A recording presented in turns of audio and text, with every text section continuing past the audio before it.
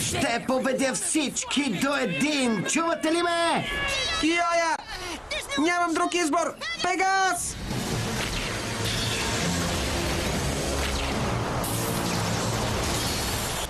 Джинга! Защо ти?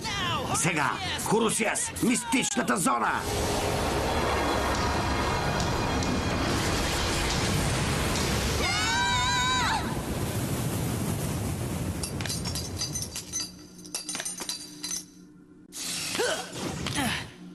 По дяволите!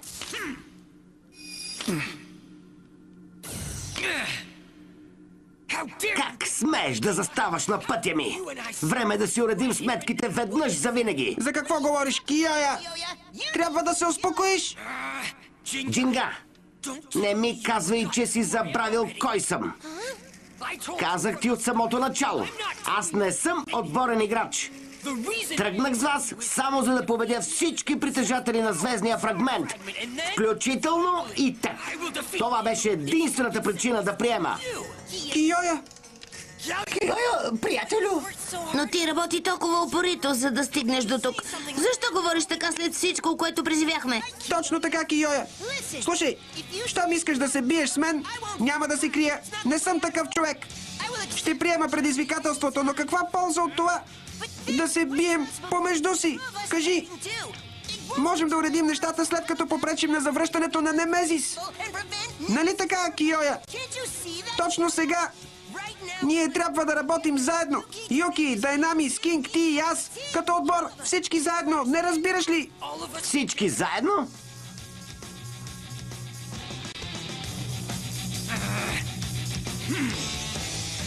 А сега какво? Какво става, дечица? Аз приключих тук. Можете да правите каквото си искате. Киоя! Киоя, приятелю, чакай ме! Остави ме. Киоя! Киоя! Не! Не разбирам какво стана току-що. Но май напусна малкия ви отбор, прав ли съм? Ей, Йоханес, нали няма да му позволиш да се измъкне просто така? Не бъди толкова нетърпелив. Най-добре да се оттеглим за днес.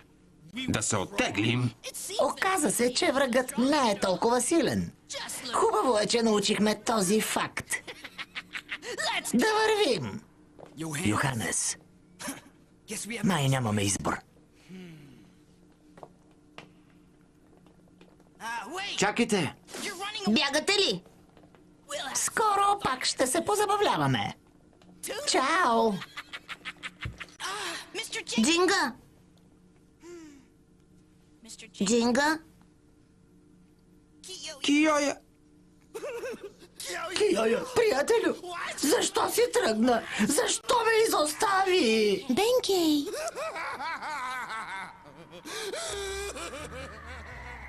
Сега задухаха много коварни ветрове. Съжаляваме, Дайнамис. Ти сподели с нас толкова ценна информация, а ние ти съсипахме храма. Какъв е проблемът на Киоя? Как може да постъпи така? Киоя, приятелю! Винаги е бил съсредоточен единствено върху Джинга. Разбирам защо избра да продължи пътя си сам. Наистина ли? Всичко е наред. Убеден съм, че ще застане на наша страна. Най-добре да продължим с търсенето на останалите блейдери. Нали така, приятели? Така е. Благодарение на Дайнамис вече знаем как да намерим легендарните блейдери. Трябва само да се организираме. Първо, на Земята са разпръснати 10 звездни фрагмента. Един е в ръцете на врага. Това е блейдът от Сатурн, косачът Кронос на Агума. Един е в моя блейд от Юпитер. Нефритеният Юпитер. Един е в моя блейд от Меркурий. Анубис! Има още един в блейда от Марс. Вариарес на Кинг.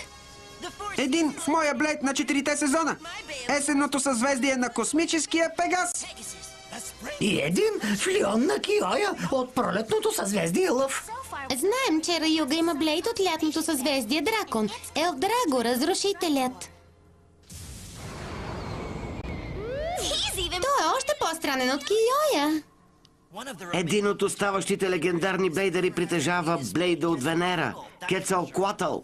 Липсва и един от блейдърите на 4 сезона с блейда от зимното съзвездие. Зимното съзвездие? Аз не съм сред тях, сигурен съм. Само си загубих времето. Един истински търсач на съкровища би трябвало да знае, че не всички мисии са успешни. Раюто!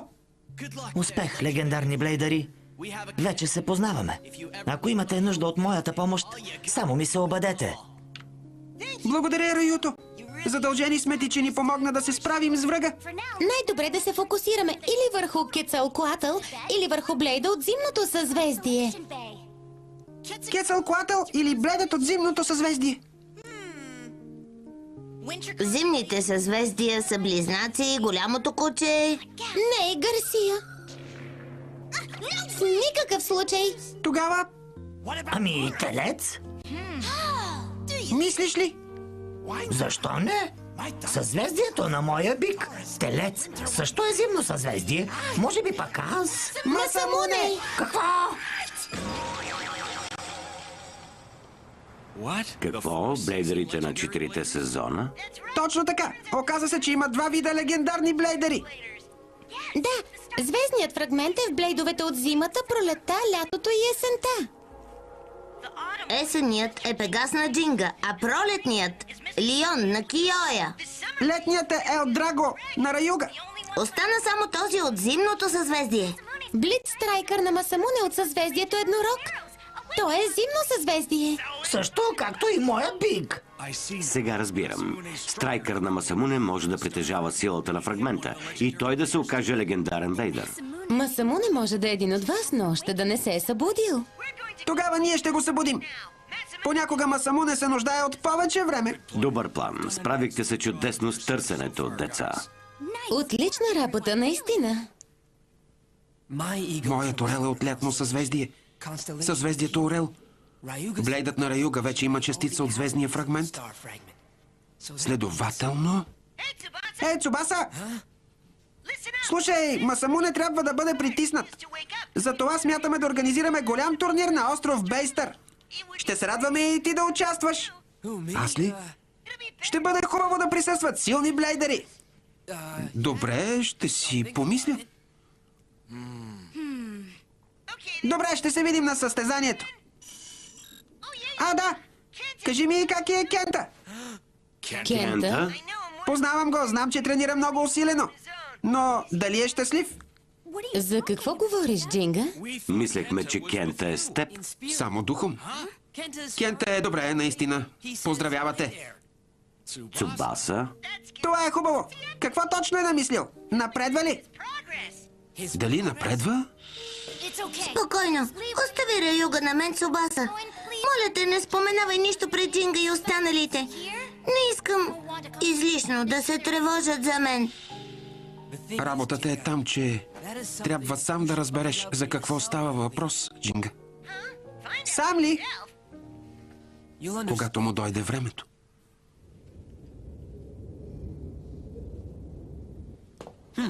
Значи всичко мина по план. Да, каза, че ще последва само волята на небесата. Волята на небесата, така ли, Дайнамис?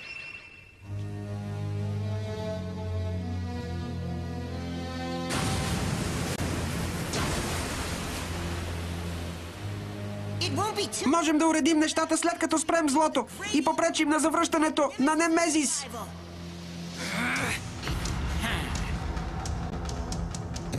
Назад! Не се шегувам!